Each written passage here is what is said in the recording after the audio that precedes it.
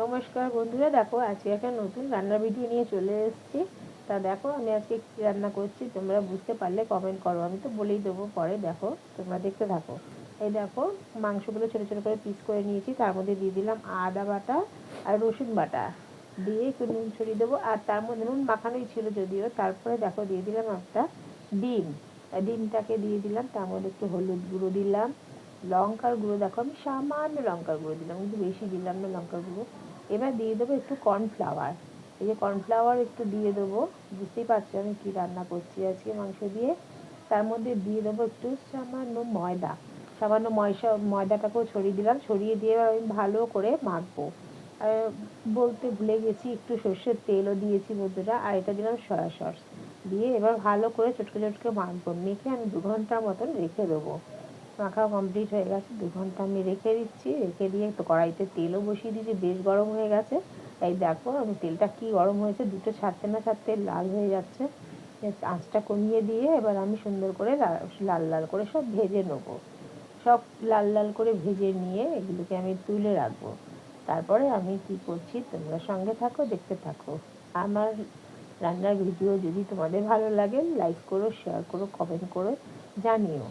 আমি যেরকম পারি সেরকমই আমি ভিডিও দেওয়ার চেষ্টা করব। আর দেখো সব ভাজা হয়ে গেছে। এবার তেলের মধ্যে, এই তেলটার মধ্যেই আমি দিয়ে দেবো রসুন কুচি, আদা কুচি দিয়ে দিলাম।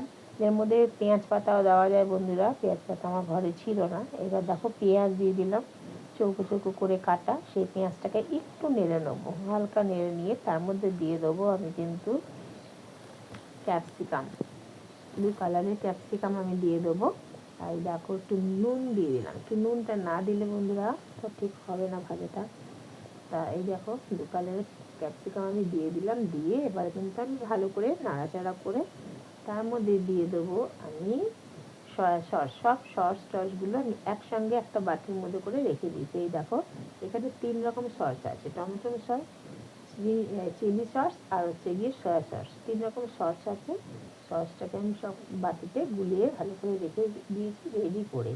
আর দেখো সামান্য একটু হলুদ দিয়ে যে নাড়াচাড়া করছি, ভাজা করে নিচ্ছি। নিয়ে তার মধ্যে দিয়ে দেবো আমি এই সসগুলো আর মাংস ভাজাগুলো দিয়ে এবার আমি ভালো করে সুন্দর করে নেড়ে চেড়ে দেখো শুকনো শুকনো করে নেবো। এই যে ফুটে এসছে, দেখো অনেকটা ঘন হয়ে গেছে।